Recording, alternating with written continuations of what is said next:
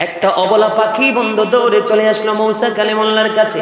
এবার মূসা কালিমুল্লাহর কাছে ডেকে ডেকে বলে, নবী গো, ও নবী, আপনি তো আল্লাহর সাথে কথা বলেন, আপনি একটু খবরটা জানাবেন কিনা পৃথিবীতে আমার আল্লাহ বৃষ্টি দিবে কিনা। এই প্রশ্ন জানার জন্য মূসা নবী আল্লাহকে প্রশ্ন করলো, মনিব জানতে বড় মনে চায় তুমি পৃথিবীতে বৃষ্টি দিবে কিনা। আল্লাহ জানিয়ে দিলেন, না না, আমি বৃষ্টি দিব না। এবার মূসা নবীর কাছে আবার পরখ করে পাখি জানতে গেলেন, নবী গো, আল্লাহ কি বলেছে একটু বলে দেন, আমি শুনতে চাই। এবার আল্লাহর নবী ডেকে বললেন, আল্লাহ রাব্বুল আলামিন একবার স্ট্রেট ফরওয়ার্ড ভাবে বলে দিয়েছে, পৃথিবীতে বৃষ্টি দিবে না। বন্ধুরে আমার, ওই বৃষ্টি দিবে না শব্দটা শুনতে দেরি অবলা প্রাণী উচ্চ আওয়াজে ডাক দিয়ে বলল, আলহামদুলিল্লাহ। আলহামদুলিল্লাহ বলতে দেরি রে ও বন্ধু লাকসামবাসী রে, এবং প্রবল বেগে বন্ধু বৃষ্টি পড়া শুরু হয়ে গেল। এবার আল্লাহর নবী আশ্চর্য হয়ে গেল, ব্যাপার কি। এবার পাখি দেখে দেখে বলে, নবী গো, ও নবী, তুমি তো আল্লাহর নবী, মিথ্যা বলতে পারো না। তুমি আমাকে একটু আগে বললা বৃষ্টি হবে না, এখন কেন প্রবল বেগে বৃষ্টি শুরু হয়ে গেল, রহস্য কোথায়? এবার মূসা কালিমুল্লাহ আল্লাহ রাব্বুল আলামিনকে বলল, আল্লাহ গো, তুমি তো বলেছো পৃথিবীর বুকে বৃষ্টি দিবা না, আমি পাখিকে জানাইতে দেরি, তুমি বৃষ্টি দিতে দেরি করলা না, এটার মধ্যে রহস্য কি? আমার আল্লাহ ডাক দিয়ে বলে, মূসা, তুমি তো জানো না, ছোট্ট সরল মনা অবলা পাখি, আমি যখন বলেছি দিব না, এত ভয়ঙ্কর পরিস্থিতির মধ্যে থেকেও সে কোনো বিচলিত হলো না, শুকরিয়া জ্ঞাপন করলো। আমি আল্লাহ তার আলহামদুলিল্লাহর শব্দে তো খুশি হয়েছি, বৃষ্টি না দিয়ে আর থেমে থাকতে পারলাম না। বন্ধুরে আমার, এই জান্নাতের ফল হলো সুবহানাল্লাহ, আলহামদুলিল্লাহ, লা ইলাহা ইল্লাল্লাহ, আল্লাহু আকবার। আমার নবী বলেছে, আমি না। বন্ধুরে আমার, ছোট্ট করে সুবহানাল্লাহ আলহামদুলিল্লাহ নিয়ে একটু আলোচনা করে আমার মূল আলোচনায় যাব। সুবহানাল্লাহর কত পাওয়ার, কত মর্যাদা বন্ধু। হযরতে সুলাইমান আলাইহিস সালাম একজন নবী ছিলেন, যিনি প্রতিদিন ও বন্ধু ছোট্ট পোকামাকড় থেকে যত কীট পতঙ্গ সবগুলোর হাজিরা ডাকতেন। কি ডাকতেন? হাজিরা ডাকতেন। সবাই সুলাইমান আলাইহিস সালামের কাছে বন্ধু হাজিরা দিতে হতো। কেউ যদি আল্লাহর নবীর কাছ থেকে অনুমতি ছাড়া বন্ধু কোথাও চলে যেত, এসে আবার কৈফিয়ত দিতে হতো। কৈফিয়ত না দিতে পারলে তাকে সাজা দিতেন আল্লাহর নবী হযরতে সুলাইমান আলাইহিস সালাম। ওনার একটা বন্ধু সিংহাসন ছিল, একটা বাহন ছিল। এটা তেল লাগতো না, মোবিল লাগতো না, ডিজেল লাগতো না, অকটেন লাগতো না, কোনো কিছু লাগতো না, এবং ড্রাইভারও লাগতো না। আল্লাহর নবীর সিংহাসন অর্ডার দিলে বাতাস নিয়ে বন্ধু ঘুরে বেড়াতো। আল্লাহর নবী সুলাইমান আলাইহিস সালাম ওই সিংহাসনে চড়ছেন। এমন অবস্থায় হঠাৎ করে বন্ধু মাঠে কৃষক কাজ করতেছে। কি করতেছে? মাঠে কৃষক কাজ করতেছে।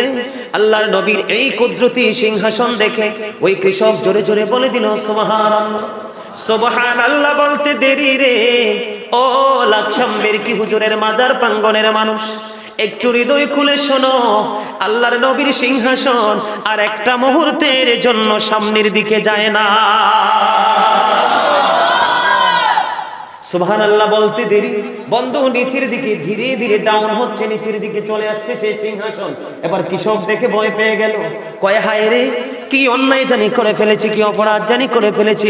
আল্লাহর নবীর সিংহাসন, আমি একটা শব্দ উচ্চারণ করতে দেরি রে, সিংহাসনটা একটা সেকেন্ডের জন্য সামনের দিকে যায় না, নিচের দিকে চলে আসছে।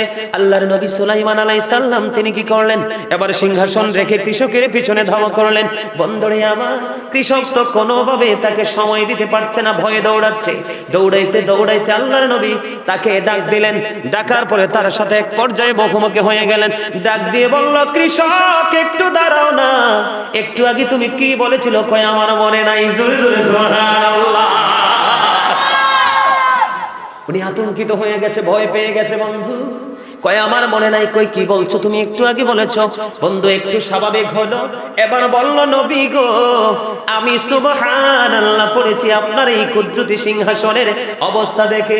এবার আল্লাহর নবী সুলাইমান আলাইহিস সালাম একটা ডাক দিয়ে বলল, রে কৃষক আমার, তুমি সুবহানাল্লাহ বলার কারণে তোমার আমলনামায় যেই সওয়াব লিপিবদ্ধ করা হয়েছে, তুমি যদি আমাকে সেই সওয়াবটা দিতে রাজি থাকো রে, আমি আমার সিংহাসন তোমাকে দিতে প্রস্তুত। মানে সুবহানাল্লাহর বরকত বোঝানোর জন্য আমি বলেছি বন্ধু। এবার আসেন আলহামদুলিল্লাহ, মূসা নবীর জামানা আমরা এগুলো পড়তে চাই না, ঠিক কিনা বলেন? আমরা কি করতে চাই না? এগুলো আমরা পড়তে চাই না। আমরা বন্ধু অলস কৃপণতা করি বন্ধু। কৃপণ মানুষকে আল্লাহ পছন্দ করে না, দেখতে পারে না। অহংকারী মানুষকে আল্লাহ দেখতে পারে না বন্ধু। আমার দিকে তাকিয়ে নজর দিয়ে হৃদয়ের জানালা খুলে শোনো বন্ধু। মূসা নবীর জামানায় দুর্ভিক্ষ দেখা দিল, অনাবৃষ্টির কারণে গোটা পৃথিবী বন্ধু ধ্বংসস্তূপে পরিণত হয়ে গেল। তো মূসা নবী, এই জন্য মূসাকে কিন্তু কালিমুল্লাহ বলা হয়। কি বলা হয়?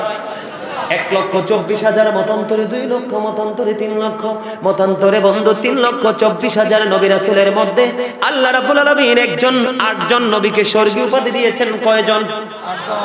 এর মধ্যে একজন নবীর নাম হলো বন্ধু মূসা কালিমুল্লাহ। মূসা স্পোক টু আল্লাহ, মূসা আল্লাহর সাথে কথা বলেছে। একটা অবলা পাখি বন্ধু দৌড়ে চলে আসলো মূসা কালিমুল্লাহর কাছে। এবার মূসা কালিমুল্লাহর কাছে ডেকে ডেকে বলে, নবী গো, ও নবী, আপনি তো আল্লাহর সাথে কথা বলেন, আপনি একটু খবরটা জানাবেন কিনা, পৃথিবীতে আমার আল্লাহ বৃষ্টি দিবে কিনা? এই প্রশ্ন জানার জন্য মূসা নবী আল্লাহকে প্রশ্ন করলো, মনিব, মনিব, জানতে বড় মনে চায় তুমি পৃথিবীতে বৃষ্টি দিবে কিনা? আল্লাহ জানিয়ে দিলেন, না না, আমি বৃষ্টি দিব না। এবার মূসা নবীর কাছে আবার পরখ করে পাখি জানতে গেলেন, নবী গো, আল্লাহ কি বলেছে একটু বলে দেন, আমি শুনতে চাই। এবার আল্লাহর নবী ডেকে বললেন, আল্লাহ রাব্বুল আলামিন একবার স্ট্রেট ফরওয়ার্ড ভাবে বলে দিয়েছে, পৃথিবীতে বৃষ্টি দিবে না। বন্ধুরে আমার, ওই বৃষ্টি দিবে না শব্দটা শুনতে দেরি অবলা প্রাণী উচ্চ আওয়াজে ডাক দিয়ে বলল, আলহামদুলিল্লাহ, আলহামদুলিল্লাহ বলতে দেরি রে ও বন্ধু লাকসামবাসী রে, বলতে দেরি রে। এবং প্রবল বেগে বন্ধু বৃষ্টি পড়া শুরু হয়ে গেল। এবার আল্লাহর নবী আশ্চর্য হয়ে গেল, ব্যাপার কি? এবার পাখি দেখে দেখে বলে, নবী গো, ও নবী, তুমি তো আল্লাহর নবী, মিথ্যা বলতে পারো না। তুমি আমাকে একটু আগে বললা বৃষ্টি হবে না, এখন কেন প্রবল বেগে বৃষ্টি শুরু হয়ে গেল? রহস্য কোথায়? এবার মূসা কালিমুল্লাহ আল্লাহ রাব্বুল আলামিনকে বলল, আল্লাহ গো, তুমি তো বলেছো পৃথিবীর বুকে বৃষ্টি দিবা না, আমি পাখিকে জানাইতে দেরি, তুমি বৃষ্টি দিতে দেরি করলা না, এটার মধ্যে রহস্য কি? আমার আল্লাহ ডাক দিয়ে বলে, মূসা, তুমি তো জানো না, ছোট্ট সরল মনা অবলা পাখি, আমি যখন বলেছি দিব না, এত ভয়ঙ্কর পরিস্থিতির মধ্যে থেকেও সে কোনো বিচলিত হলো না, শুকরিয়া জ্ঞাপন করলো। আমি আল্লাহ তার আলহামদুলিল্লাহর শব্দে তো খুশি হয়েছি, বৃষ্টি না দিয়ে আর থেমে থাকতে পারলাম না।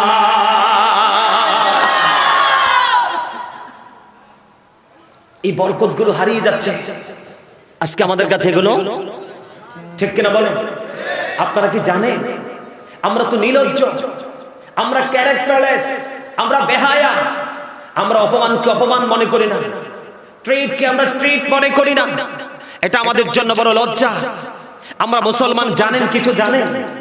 আল্লাহ রাব্বুল আলামিন কোরআন শরীফের 30 পারা সূরা 3 এ কি বলেছেন? লাকাদ খালাকনাল ইনসানা ফি আহসানি তাকওয়িম। আল্লাহ বলেছেন বিউটিফুল শেপ। আল্লাহ বলেছে, আল্লাহ মানুষকে তো সুন্দর করে সৃষ্টি করেছে। আপনি জমিনকে প্রশ্ন করেন, জমিন তুমি তো অনেক সুন্দর, জমিন রিটার্ন আপনাকে পাল্টা জবাব দিয়ে দিবে, নো, আমার চাইতে তুমি মানুষ সুন্দর। আপনি আকাশকে বলেন, আসমান তুমি তো অনেক সুন্দর, কখনো তুমি অন্ধকার হও, কখনো আবার আলোয় পরিণত হও, কখনো তুমি গ্লেজি হও, আবার কখনো তুমি গ্লেজিহীন হও, তোমার রূপের তো শেষ নাই। আসমান সঙ্গে সঙ্গে তোমাকে উত্তর দিয়ে দিবে, নাও, আমার চাইতে তুমি সুন্দর, কারণ আল্লাহ নিজে তোমাকে সুন্দর করে বানিয়েছে। আমি আসমান, জমিন বলবে আমি জমিন, সব তোমাদের জন্য। কিন্তু তারপরেও তো আমরা আলহামদুলিল্লাহ বলতে পারি, আল্লাহর পবিত্রতা বর্ণনা করতে সুবহানাল্লাহ বলতে পারি, আল্লাহর বড়ত্ব স্বীকার করতে পারি। বন্ধুরে আমার, আল্লাহ আমাদেরকে সুন্দর করে সৃষ্টি করেছে বন্ধু। এবার আমি আপনাদেরকে নিয়ে সূরা ইনফিতরের মধ্যে যাব। আল্লাহ বলেছেন, ফি সূরাতিম মা শাআ রাক্কাবাক। আল্লাহ ক্রিয়েটেড দ্য মাইন্ড। আল্লাহ বলেছেন, আল্লাহর মন মতো করে আমাদেরকে বন্ধু বানাইছে। আল্লাহ সুন্দর করে বানাইছে, আমরা হয়ে গেছি কালো, কারণ নিজের চরিত্রের কারণে বন্ধু কালো। আল্লাহর মন মতো করে আমাদেরকে সৃষ্টি করেছে বন্ধু, আমরা হয়ে গেলাম নষ্ট, কারণ পৃথিবী আমাদেরকে মাতাল করে দিয়েছে। আমি আজকে বলে গেলাম বন্ধু, আল্লাহর ওলি হযরতে বেরকি হুজুরের দরবার শরীফ থেকে আজকে বলে গেলাম, আজকে থেকে সিদ্ধান্ত নেন অতিরিক্ত কোনো লোভ লালসা অন্তরে ধারণ করব না, অতিরিক্ত কোনো লোভকে আমার সিনায় জায়গা দিব না। কালকে থেকে দেখবেন আপনার পুরো পরিবার, পুরো জীবন, পুরো মহল্লা হয়ে যাবে আল্লাহর নূরে নূরানি। কারণ মানুষ অন্যায় করে, অত্যাচার করে, ব্যভিচার করে, জুলুম করে, নির্যাতন করে, নিপীড়ন করে বন্ধু, সেই সবগুলো সে অন্যের উপর করছে না, নিজের উপর নিজে করছে। বন্ধুরে আমার, এই যে এখন বর্তমানে বিসমিল্লাহ খাবার শুরু বা ভালো কাজের আগে আমরা বিসমিল্লাহ পড়তে পারি না, ঠিক কিনা বলেন? কারণ আমার পেটে এত খিদা, আমি এত বেশি ক্লান্ত, বিসমিল্লাহ বলতে আমি সুযোগ পাই না, কারণ আই এম ভেরি টায়ার্ড। কথা বলেন না কি রে যুবকরা, তোমরা আমাকে পছন্দ করো না? আরে আমারে পছন্দের দরকার নেই, আমার কথাগুলো পছন্দ করো, তাইলে হবে, ঠিক কিনা বলেন? এই যে দিক দিয়ে কয়েকটা বসছে, একবারে পলকহীন দৃষ্টিতে আমার দিকে তাকিয়ে আছে, ঠিক এইভাবে তাকিয়ে থাকো, তোমার ব্রেইন একটার পর একটা সেটআপ হয়ে যাবে। আজকের পর থেকে তুমি মানুষের মতো মানুষ হয়ে যাবে। বন্ধুরে আমার, বিসমিল্লাহ বলতে বললে সভাপতি সাহেব আই এম ভেরি টায়ার্ড, বিসমিল্লাহ বলবো কখন? ক্লান্ত হয়ে পড়েছি। এখন বিসমিল্লাহ না বলে খাবার শুরু করে দিলাম অথবা কাজ শুরু করে দিলাম, কাজ করতে করতে পুরোপুরি complete, I am very relax, আলহামদুলিল্লাহ বলার সুযোগ নাই, ঠিক কিনা বলেন? আলহামদুলিল্লাহর বরকত একটা এক্সাম্পল দিলাম বন্ধু মুসা নবীর জীবন থেকে। এবার আপনাদেরকে আমি আরেকটা এক্সাম্পল দিব বন্ধু, হৃদয় খুলে শোনেন, আমার দিকে তাকান। এটা কিসের চাঁদ? রজবের চাঁদ। আমার নবী মেরাজে গিয়েছিলেন জানেন তো সবাই। মুসা নবী কত দেখতে চাইলো আমার আল্লাহকে, মুসা বলে ও রব্বি আরিনি, আল্লাহ বলে লাং তারানি, ঠিক কিনা? আর আপনার আমার নবী সম্পর্কে আল্লাহ রাব্বুল আলামিন বলেছেন সুবহানাল্লাযী ইয়াসরা বিআবদিহি লাইলাম মিনাল মাসজিদিল হারামি ইলাল মাসজিদিল আকসাল্লাযী বারাকনা হাওলাহু লিনুরিয়াহু মিন আয়াতিনা। আল্লাহর হাবিবকে, আমাদের নবীকে আমি সবসময় বুকে হাত দিয়ে বলি I am very successful person. আমি সবসময় বুকে হাত দিয়ে বলি, কনফিডেন্সলি আজকেও বলছি I am very successful, I am the great person. বলে হুজুর কেন গো? কারণ এমন নবীর উম্মত হয়েছে বন্ধু, অন্য নবীরা পর্যন্ত আফসোস করেছে, নবী না হইয়া যদি আখিরি নবীর উম্মত হইতাম জীবন ছিল ধন্য, ঠিক কিনা বলেন? বন্ধুরে আমার, এই মেরাজের রজনীতে আমার নবী গেলেন, জান্নাত দেখলেন, জাহান্নাম দেখলেন, আল্লাহ কত নিদর্শন দেখাইলেন, সব চতুর্দিক বরকতময় করে দিলেন। আল্লাহ রাব্বুল আলামিন আমার নবী জান্নাতে গিয়ে 4টা নহর দেখলেন। কয়টা? কথা বলে না, কয়টা? 4টা নহর। কয়টা? 4টা নহর মানে নদী বলতে পারেন, খাল বলতে পারেন, সাগর বলতে পারেন, যেটাই বলেন, নালা। নহর কয়টা? 4টা বন্ধু। একটা হলো পানির নদী, একটা হলো দুধের নদী, একটা হলো শরবতের নদী, আর একটা হলো মধুর নদী।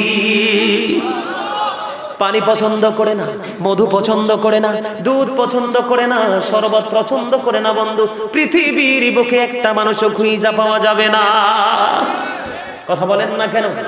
আমি আপনাদেরকে বিসমিল্লাহর বরকত বোঝাচ্ছি বন্ধু, বিসমিল্লাহর পাওয়ার কত। বিসমিল্লাহ শরীফ তেলাওয়াত, ইসম শরীফ তেলাওয়াত করলে বান্দার ইজ্জত কত বেশি বেড়ে যায়। বন্ধুরে আমার, হৃদয়ের জানালা খুলে তোমরা সবাই শোনো। এই এলাকার আমার মা, আমার বোনেরা, আমার ভাই, আমার বাবারা, সবাইকে ডেকে ডেকে বলছি রে, হৃদয়ের জানালা খুলে সবাই শোনো গো। আজকের মাহফিল হতে পারে চিরস্থায়ী জান্নাতের বড় একটা মাধ্যম। বন্ধুরে আমার, আমার নবী 4টা ঝর্ণা দেখলেন। ব্যাপার কি? ঝর্ণাগুলো জান্নাতে, 4টা নহর আসলো কোত্থেকে? উৎপত্তি স্থল কোথায়? এবার জিবরাইল আলাইহিস সালাম অন্যান্য ফেরেশতা সহ আমার নবীকে নিয়ে বন্ধু উৎপত্তি স্থলে নিয়ে গেলেন। যাওয়ার পরে হঠাৎ করে আমার নবী নজর দিয়ে থাকলেন, বিশাল বড় একটা গম্বুজ দেখা যায়। বন্ধু কিতাবে যেইভাবে এসেছে বর্ণনাটা, ওই গম্বুজটা এত বিশাল বড় ছিল, পৃথিবীর মানুষগুলো সবগুলোকে যদি ওই গম্বুজের উপরে যদি তুলে দেওয়া হয়, ছোট্ট ছোট্ট অণুকণার মতো দেখা যাবে। এত বিশাল গম্বুজ, এত বিশাল গম্বুজ আমি দেখতে পেলাম। দেখতে পাওয়ার পরে আমি সামনে গেলাম, আমি ফিরে আসতে চাইলাম। ফিরে আসতে চাওয়ার পরে ফেরেশতারা বলল, নবী গো, আপনি কি ভিতরটা একটু তালাশ করে দেখবেন কিনা, ভিতর উৎপত্তি স্থলটা আপনি দেখবেন কিনা। আমার নবী বলতেছেন, এই যে গম্বুজ দেখতে পাইলাম, গম্বুজের নিচের অংশে দিয়ে দরজা দেখা যায়, দরজার মধ্যে তালা ঝুলানো। আমি কেমন করে তালা ঝুলাবো, তালাটাকে আমি ওপেন করব, কারণ আমার হাতে কোনো চাবি নাই। কি নাই? বলতেছে কে? আমাদের নবী হুজুরপুর নূর সাল্লাল্লাহু আলাইহি ওয়াসাল্লাম। আমার নবী দেখে দেখে বলছে, বন্ধু আমার কাছে তো কোনো চাবি নাই, আমি কেমন করে এই বিশাল তালা খুলবো। এবার ফেরেশতা ডেকে ডেকে বলতেছেন, ইয়া রাসূলুল্লাহ, ইয়া হাবিবাল্লাহ, নবী গো, ও প্রাণের নবী, আপনার কাছে অবশ্যই নবী গো চাবি আছে। কই কি? নবী পবিত্র ইসম শরীফ পড়ে আপনার বরকতময় হাত মোবারক আপনি বাড়িয়ে দেন। আমার নবী বিসমিল্লাহির রহমানির রহিম বলে যখন বরকতময় হাত যখন বন্ধ বাড়িয়ে দিলেন, তখন অটোমেটিক্যালি তালাটা ওপেন হয়ে যায়। আর জোরে বলেন না সুবহানাল্লাহ। সুবহানাল্লাহ ওয়ালহামদুলিল্লাহ লা ইলাহা ইল্লাল্লাহ। সুবহানাল্লাহ ওয়ালহামদুলিল্লাহ লা ইলাহা ইল্লাল্লাহ।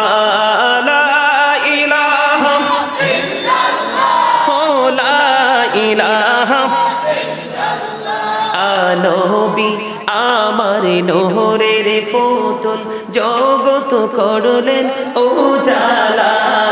নবী আমার নহরের ফতুল জগত করলেন ও জালা। রোজ হাসরে করবেন তিনি উম্মতের ফয়সালা। সুবহানাল্লাহ আলহামদুলিল্লাহ মুহাম্মদে সুবহানাল্লাহ ওয়ালহামদুলিল্লাহ লা ইলাহা ইল্লাল্লাহ লা ইলাহা ইল্লাল্লাহ লা ইলাহা ইল্লাল্লাহ। আরশে কুরসি লৌহ কলম সৃষ্টি যাহার ওসিলা। আরশে কুরসি লৌহ কলম সৃষ্টি যাহার ওসিলা। নিজে আল্লাহ খুশি হইয়া নাম রাখলেন হাবিবুল্লাহ। সুবহানাল্লাহ আলহামদুলিল্লাহ লা ইলাহা ইল্লাল্লাহ মুহাম্মাদুর রাসূলুল্লাহ সাল্লাল্লাহু আলাইহি ওয়াসাল্লাম। জোরে জোরে বলুন আলহামদুলিল্লাহ। বন্ধুরে আমার বলতেছিলাম, তেলাওয়াত করে যখন বরকতময় হাত যখন সামনের দিকে বাড়িয়ে দিল, অটোমেটিক্যালি বন্ধ তালাটা খুলে গেল। এবার তালা খোলার পরে আমার নবী বরকতময় কদম বাড়িয়ে দিলেন। যাওয়ার পরে এবারে দরজার ভিতর দিয়ে ভিতরে ঢুকলেন। যাওয়ার পরে চাইয়া দেখে চারটা কোণে চারটা নহর উৎপত্তি হচ্ছে। কয়টা কোণ? চারটা কোণে চারটা। বন্ধু একটু মজার আলোচনা করব কিনা? বন্ধুরে আমার, মুমিন যারা, ইমানদার যারা, আল্লাহ নবীর প্রেমিক যারা, আল্লাহর দিদার চায়, পরকালে মুক্তি চায়, অবশ্যই তাদের মধ্যে জানার অনুভূতি আসবে, ঠিক কিনা? কয়টা কোণ? চারটা কোণে বন্ধু চারটা নহর উৎপত্তি হচ্ছে, ঠিক কিনা বলেন?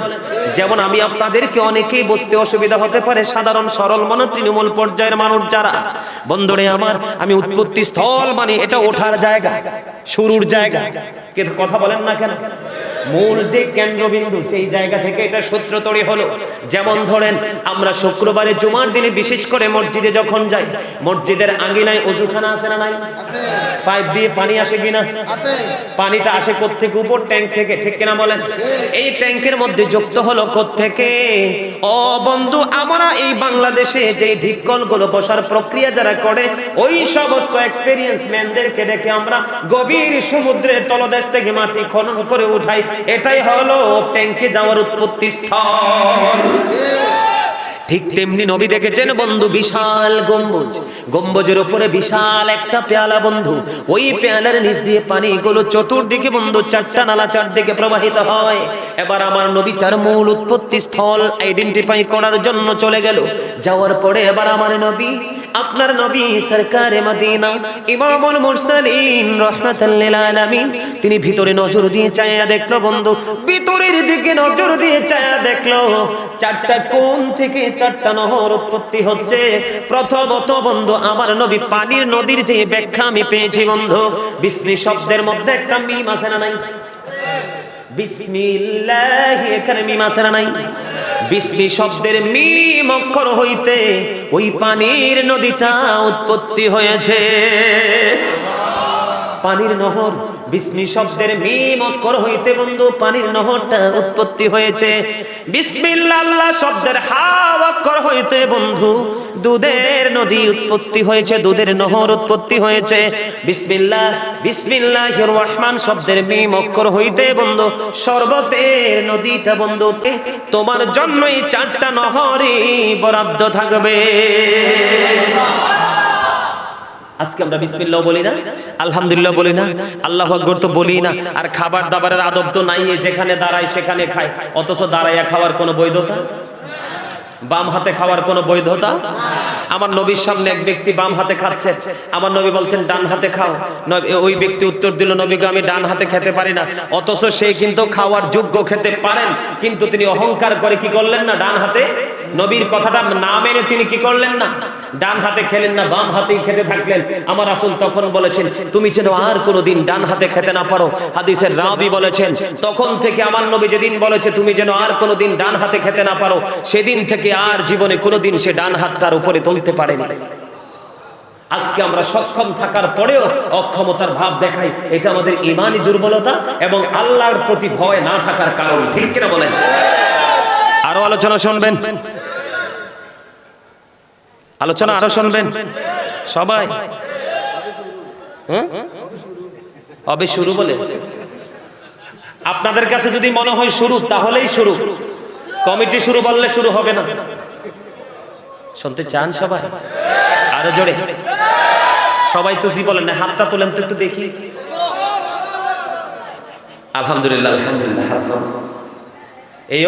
এই যে হাত উঠাইছে, হাতও কিন্তু ফেরেশতাদের ক্যামেরা, সিসিটিভি, আপনারা তো এই দুই কাঁধে দুই ফেরেশতা আছে, এই ভয়ে তো আমরা আতঙ্কে থাকি, ঠিক কিনা? দুই কাঁধে কি আছে? যাবে আছে না? আচ্ছা ঠিক আছে, ঠিক আছে ইনশাআল্লাহ যান। আমরা দোকানে যখন মালিক কি করে, মালিক যখন ক্যামেরা ফিটিং করে, কর্মচারী সারাক্ষণ আতঙ্কে থাকে, থাকে না? কথা কয় না কেন? ধরা পড়তে পারলে আপনারা দেখছেন কিনা জানি না, ঢাকাতে দেখছেন কি হয়েছে? আজকে একটা খবর দেখলাম, দুই মিস্ত্রিকে মালিক পিটাইতে পিটাইতে একবারে মেরে ফেলছে টাকার জন্য।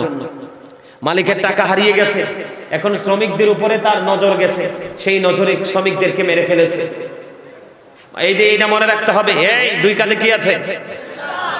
কেরামান কাতিবিন কাঁধে বসিয়া সকল কর্ম লিখিতেছে হুকুমনিয়া, আল্লাহর হুকুমনিয়া। 40 কদম হাঁটিয়া আসবে রে স্বজন, মুনকার নাকির হাজির হইবে রে তখন। ঘুমটা খুলিয়া সওয়াল মুসলিম ভাই, ঘুমটা খুলিয়া সওয়াল করিবেন তখন। 40 কদম হাঁটিয়া আসবে রে স্বজন, কি সওয়ালের কি জবাব হইতে যে পারে, সময় থাকিতে অমর জানিও তারে, অমর জানিও তারে। বললেন 40 কদম হাঁটিয়া আসবে রে স্বজন, মুনকার নাকির হাজির হইবে রে তখন। ঠিক কিনা বলে? ভাইয়ের আমার, আজকের মাহফিলটা আগামীকালকে হবে, এক বছর পরে আবার বেঁচে থাকলে এই মাহফিলে আমরা আসবো।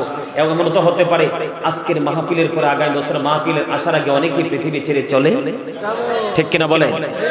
বন্ধুরে আমার, আজকে যেই ওয়াজ আমি করতেছিলাম, আজকে আমল থেকে আমরা দৌড়ে, ঈমান আমাদের দুর্বলতার অন্যতম কারণ হলো বন্ধু আমাদের অন্তরে প্রেম ভালোবাসার যথেষ্ট অভাব।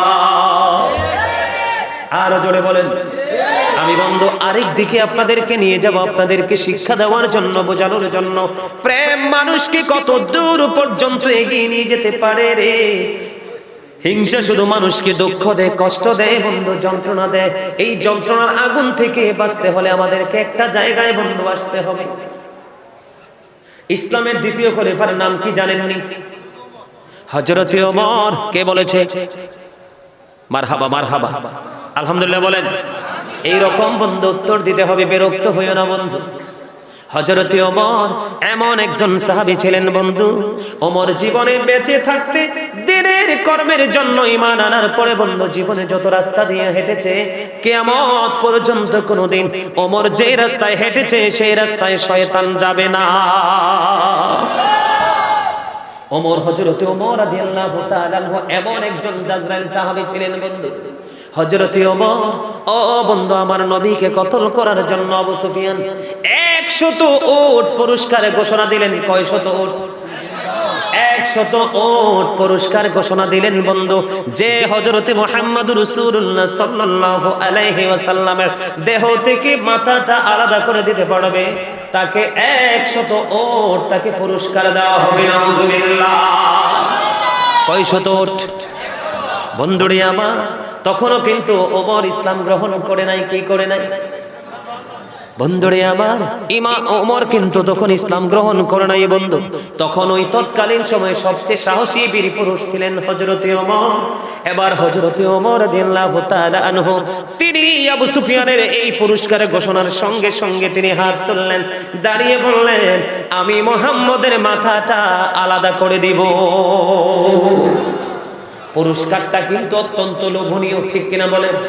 পুরস্কারটা অত্যন্ত লোভনীয় বন্ধু, কিন্তু নবীর মাথা মোবারক, গর্দান মোবারক দেহ থেকে আলাদা করা ততটা সহজ নয়।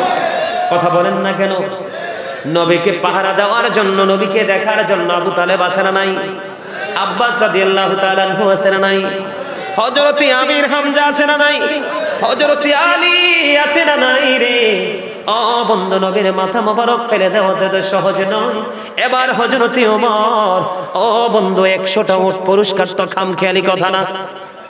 এই উটের ওই উট পাওয়ার জন্য তিনি মরিয়া হয়ে গেলেন, পাগল পাড়া বন্ধু হয়ে গেলেন তিনি হযরত ওমর।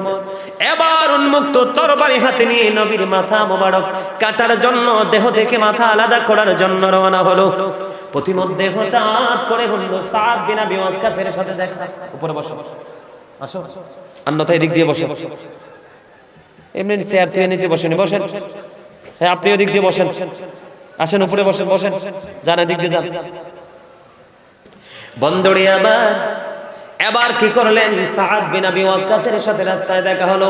ওমর কোথায় যাও? ওমর ডাক দিয়ে বলে, মুহাম্মদের মাথাটা আলাদা করে ফেলবো, দেহ থেকে আলাদা করে ফেলবো। এবার সাদ বিন আবি ওয়াক্কাস ডাক দিয়ে বলল, ওমর তুমি মুহাম্মদের মাথা কাটতে যাও, এটা তো এত সহজ বিষয় না রে ওমর। কই কি হয়েছে? কই হযরতে আলীর কথা জানো তো, আমির হামজার কথা জানো তো, আব্বাস রাদিয়াল্লাহু তাআলা আনহুর কথা জানো তো, হানজালা রাদিয়াল্লাহু তাআলা তাদের কথা জানো কিনা? এবার ওমর উত্তর দিল, কয় জানি যে তার পক্ষে লড়তে আসবে তার মাথাটা দেহ থেকে আলাদা করে দেব। এবার এমনি করে বলতে লাগলো। এবার সাদ বিন আবি ওয়াক্কাসকে ওমর একটা ডাক দিয়ে বলল, আমার কাছে মনে হয় তুমি মুহাম্মদের ধর্ম গ্রহণ করে ফেলেছো, আগে মুহাম্মদের গর্দান কাটার আগে তোমার গর্দান ফেলে দেব। জোরে জোরে বলেন না নাউজুবিল্লাহ। সাদ বিন আবি ওয়াক্কাসের দিকে বন্ধু কোথায় গেল? সাদ বিন আবি ওয়াক্কাসের দিকে তলোয়ার উঠলো। এবার ওমরকে ডাক দিয়ে বলে, ওমর আমার দেহ থেকে গর্দান আলাদা করার আগে তোমার বোন তো ইসলাম গ্রহণ করেছে, তাকে আগে তার বিচার করো। এবার সাদ বিন আবি ওয়াক্কাসকে ছেড়ে দিলেন বন্ধু, ছেড়ে এবার দৌড়ে চলে গেল তার বোনের বাড়ির দিকে হযরতে ওমর। এবার দৌড়াইতে দৌড়াইতে বোনের বাড়ি যখন গেল, বোনের আঙ্গিনাতে যাইয়া দেখে বন্ধু মধুর সুরে বোন কোরআন তেলাওয়াত করে। আল্লাহু আকবার, আর জোরে আল্লাহ। বাড়িতে কিন্তু এখনো ঢোকেনি, মিষ্টি মধুর সুর। ও বন্ধু, যেই সুর মানুষকে মুগ্ধ করে দেয়, ওই কোরআনের মিষ্টি সুর, কোরআনের মাধুর্য, এই শৈল্পিক কারুকার্যের কারণে ও বন্ধু কত বেঈমান কাফের প্রতিদিন ঈমান আনছে, ঠিক কিনা বলেন? এবার বন্ধু বাড়িতে চলে গেল, বোন আর ভগ্নিপতি দুজন ইসলাম গ্রহণ করলো। এবার যাওয়ার পরে বন্ধু বোনকে বলল, তোমরা নাকি মুহাম্মদের ইসলাম ধর্ম গ্রহণ করেছো? এবার বললেন হ্যাঁ। এবার বন্ধু বোনকে এমন ভাবে ওমর মারতে শুরু করলো, এমন ভাবে বন্ধু প্রহার করতে শুরু করলো, বোনের মুখ দিয়ে বন্ধু রক্ত পর্যন্ত বের হয়ে আসলো। একেবারে মুমূর্ষু অবস্থায় চলে গেল বোন আর ভগ্নিপতি। তারপরেও ওমর ক্ষান্ত হয় না।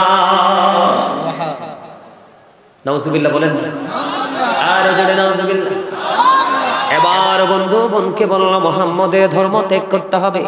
এবার বোন ডাক দিয়ে বলল, ভাইজান জীবন চলে যাবে, চলে যাক, আমি কোনদিন এই ইসলাম ধর্মকে আমি ত্যাগ করব না, জীবন দিয়ে দিব, তারপরে ওই ধর্ম আমি কোনদিন ত্যাগ করব না। সুবহানাল্লাহ।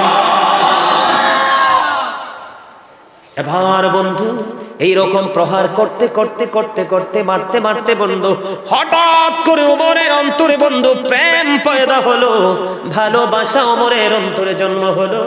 এবার ওমর তার বোনকে ডাক দিয়ে বলল, বোন আমি আসার পূর্বে একটা মিষ্টি মধুর সুর শুনেছি, এই সুর আমি আরেকবার বন্ধু শুনতে চাই, কারণ বোন তো ইসলাম গ্রহণের মাধ্যমে আল্লাহ নবীর প্রেমে পড়ে গেছে, মাই তো খেয়ে ফেলেছে। বোন আবার সুন্দর করে সেই কোরআনের মধুর বাণী আবার বন্ধু তেলাওয়াত করতে শুরু করলো। এবার ওমর পাগল হয়ে গেছে রে, তার পুরো মাইন্ড বন্ধু চেঞ্জ হয়ে গেছে, চিন্তা ভাবনা পুরো পরিবর্তন হয়ে গেছে। না না, এত মধুর বাণী আমার কলিজা ছুঁয়ে গেছে রে। যেই তরবারি নবীর গর্দান কাটার জন্য গড় থেকে রওনা দিয়ে আসলো, পুরস্কার লোভনীয় পুরস্কারের আশায় বন্ধু এবার হযরতে ওমর মনে মনে চিন্তা করতেছে বন্ধু, যে আমি এই তলোয়ার মুহাম্মদের কদমে আমি বিলিয়ে দিব। ওমরের মানসিকতা চেঞ্জ হয়ে গেল বন্ধু, সে প্রেমে পড়ে গেছে।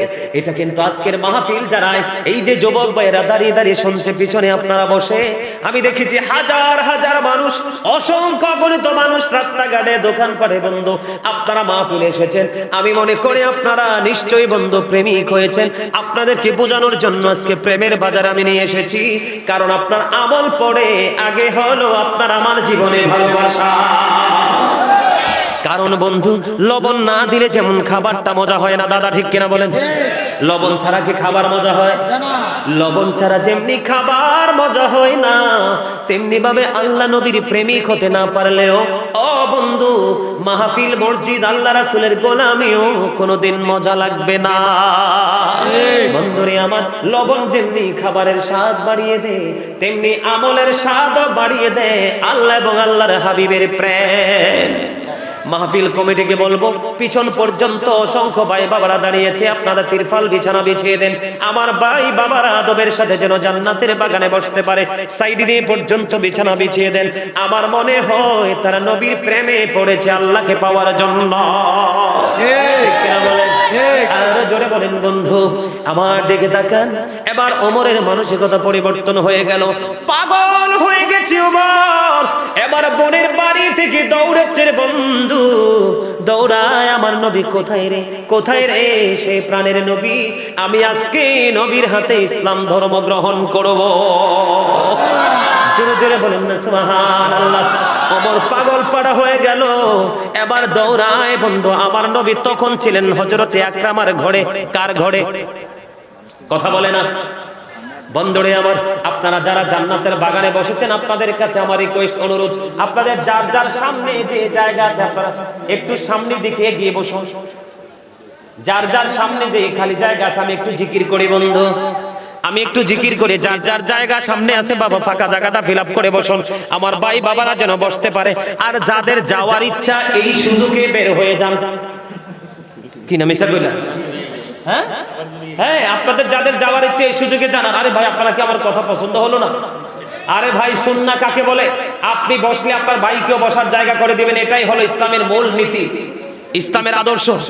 আপনাদের যাদের এই সুযোগে যাওয়ার ইচ্ছা আছে যারা এই সুযোগে চলে যান, কারণ মাহফিল চলাকালীন অবস্থায় যদি আপনারা কেউ উঠে যান এসে সৌন্দর্যটা নষ্ট হবে। আরে ভাই সামনের দিকে আসেন না, সামনের দিকে আসেন। ইয়া রাসূলুল্লাহ ইয়া হাবিবাল্লাহ ইয়া রাসূলুল্লাহ ইয়া হাবিবাল্লাহ ইয়া রাসূলুল্লাহ ইয়া হাবিবাল্লাহ আমার মতের নিদান কাল আসিও নবী গো আমার শিয়রে দেখিব আপনাকে নয়ন ভরে ইয়া রাসূলুল্লাহ ইয়া হাবিবাল্লাহ ইয়া রাসূলুল্লাহ ইয়া হাবিবাল্লাহ আসসালাতু ওয়াসসালামু আলাইকা ইয়া রাসূলুল্লাহ। জোরে জোরে বলেন আলহামদুলিল্লাহ। বন্ধুরে আমার বলতেছিলাম হৃদয়ের জানালা সবাই বন্ধ খুলে শুনে নাও। বন্ধুরে আমার, এবার আমার নবী ছিলেন হযরতে আকরামার ঘরে, আমার নবী মানুষকে দ্বীনের দাওয়াত দিচ্ছিলেন বন্ধু। তখন ওমর দৌড়ে চলে আসছে। এবার ওমরের অগ্রগতি দেখে আমার নবী বললেন তোমরা ওমরকে ভিতরে আসতে দাও। এবার যারা নবীর প্রেমিক উপস্থিত ছিলেন তারা বলেন আজকে যদি ওমর কোনো খারাপ উদ্দেশ্য নিয়ে এসে থাকে তাহলে তার তলোয়ার দিয়ে তার দেহ থেকে মাথা আলাদা করে দেব। এবার আমার নবী একটা ডাক দিয়ে বলল না না, ওমর কোনো খারাপ উদ্দেশ্য নিয়ে আসে না, ওমর কোনো খারাপ উদ্দেশ্য নিয়ে এসে নেই, নোংরা কোনো উদ্দেশ্য নিয়ে আসেনি। ওমরকে ভিতরে কদম দিতে দাও। এবার হযরতে ওমর বন্ধু ভিতরে কদমটা বাড়িয়ে দিল। দিতে দেরি রে নবীকে একটা ডাক দিয়ে বলল ইয়া রাসূলুল্লাহ ইয়া হাবিবাল্লাহ, নবী গো ও প্রাণের নবী, আমি আর দেরি করতে চাই না, আপনি এখনই মধুর কালেমা পড়াই আমাকে মুসলমান বানিয়ে দেন। বন্ধুরে আমার হযরতে ওমর তখন দৌড়ে চলে আসলো, আমার নবীর হাত মোবারকে হাত রেখে সে ইসলাম ধর্ম গ্রহণ করে সে মুসলমান হয়ে যায়। বন্ধুরে আমার হযরতে ওমর যখন ইসলাম ধর্ম গ্রহণ করলো, হাদিস শরীফের মধ্যে এসেছে বন্ধু, সঙ্গে সঙ্গে জিবরাইল আসমান থেকে বন্ধু আমার আল্লাহর অর্ডার নিয়ে আমার নবীর কাছে এসে হাজির। নবী গো হযরতে ওমর ইসলাম গ্রহণ করেছে। হযরতে ওমরের ইসলাম গ্রহণ করার কারণে সমস্ত আসমানবাসী আজকে খুশি আনন্দিত। সুবহানাল্লাহ। খবর এনে কে দিয়েছে? জিবরাইল আলাইহিস সালাম। বন্ধু হাদিস শরীফের মধ্যে এসেছে। আজকে আপনাদেরকেও বলবো ও বন্ধু প্রেমিক হয়ে যান, শুধু একটুখানি আল্লাহ এবং নবীর সাথে প্রেমের ডোরে লাগান, দেখবেন পৃথিবীর কোনো কিছুই ভালো লাগবে না, মধুর চাইতে মিষ্টি মনে হবে এই জান্নাতের বাগান। সুবহানাল্লাহ। কথা বলেন না কেন? আমার কথা ঠিক না ঠিক? আর জোরে বলেন, আর জোরে। হাসবি রব্বি জাল্লাল্লাহ মা ফি কলবি গায়রুল্লাহ নূর মুহাম্মদ সাল্লাল্লাহ লা ইলাহা ইল্লাল্লাহ নূর মুহাম্মদ সাল্লাল্লাহ লা ইলাহা ইল্লাল্লাহ। হাসবি রব্বি জাল্লাল্লাহ মা ফি কলবি গায়রুল্লাহ নূর মুহাম্মদ সাল্লাল্লাহ লা ইলাহা ইল্লাল্লাহ নূর মুহাম্মদ সাল্লাল্লাহ। আল্লাহ তুমি নিরাকার, নাই তোমার আকার সাকার, আল্লাহ তুমি নিরাকার, নাই তোমার আকার সাকার, কোন নামে ডাকিব তোমায় বলে দাও মাবুদ আল্লাহ। হাসবি রব্বি জাল্লাল্লাহ নূর মুহাম্মদ সাল্লাল্লাহ লা ইলাহা ইল্লাল্লাহ নূর মুহাম্মদ সাল্লাল্লাহ। আমরা সবাই গুনাহগার, ডাকি তোমায় বারে বার, আমরা সবাই গুনাহগার, ডাকি তোমায় বারে বার, দয়ালে নবীর উসিলায় পার কইরো হাসর বেলা হাসবি রব্বি জাল্লাল্লাহ নূর মুহাম্মদ সাল্লাল্লাহ লা ইলাহা ইল্লাল্লাহ নূর মুহাম্মদ সাল্লাল্লাহ লা ইলাহা ইল্লাল্লাহ মুহাম্মাদুর রাসূলুল্লাহ সাল্লাল্লাহু আলাইহি ওয়াসাল্লাম। আলহামদুলিল্লাহ বলেন। একটু আগে না আলহামদুলিল্লাহর বরকতের কথা বললাম, তারপরে আলহামদুলিল্লাহ বলতে পারেন না? আরো জোরে আলহামদুলিল্লাহ। অসংখ্য মানুষ, খুব চমৎকার না বসাটা? এত মানুষ আলহামদুলিল্লাহ বললে তো পুরো জান্নাতের বাগান মুখরিত হওয়ার কথা। জোরে বলেন না আলহামদুলিল্লাহ। শোনেন, মনে মনে বললেও কিন্তু আপনারা সওয়াব পাবেন, কিন্তু জোরে বলতে কেন বলি জানেন? আপনার আমার চিরশত্রু হলো শয়তান। কে? কথা বলে না। এই শয়তানকে দূরে রাখতে হলে আপনাকে আওয়াজ দিয়ে জিকির করতে হবে।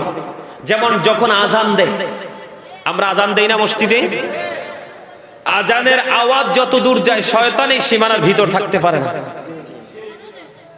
তাহলে আমাদেরকে আওয়াজটা উঁচু করে দিতে, কারণ ভালো কাজ, পবিত্র কাজ, সুন্দর কাজ করার ক্ষেত্রে যত বাধা তৈরি করে, সেই বাধা তৈরি করে শয়তান।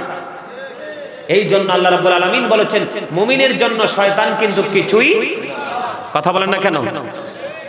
Satan deception is very weak. শয়তানের ধোঁকা মুমিনের জন্য একেবারে দুর্বল। ইন্না কাইদা শাইতানি কানা দাঈফা। শয়তানের জন্য, মুমিনের জন্য শয়তানের ধোঁকা কিছুই। যেমন আজকের এই জান্নাতের বাগান মাহফিল আপনাদের এটা পরীক্ষা, এক্সাম্পল। আজকে কিন্তু আপনাদেরকে হাজার চেষ্টা করেও শয়তান আটকাতে পারে। দেখেন এখানে কিন্তু অসংখ্য যুবক বসে আছে, দাঁড়িয়ে আছে, আছে না? তারা এবং বাহিরে যারা আছে এদের মধ্যে আকাশ এবং পাতাল পার্থক্য। কারণ যারা বাহিরে তারা শয়তানের কাছে হেরে গেছে, আর যারা জান্নাতের বাগানে তারা শয়তানকে হারিয়েছে। ঠিক কিনা বলেন? যারা এত সুন্দর জান্নাতের বাগান, কোরআন হাদিসের আলোচনা, এত প্রেমময় আলোচনা শোনার পরেও তাদের অন্তরটা নরম হয় না, এখনো তারা দোকানে বসে আছে, তারা আর যারা এই মাহফিলে নির্বিঘ্নে বসে আছে, তারা, তাদের মধ্যে আকাশ এবং পাতাল।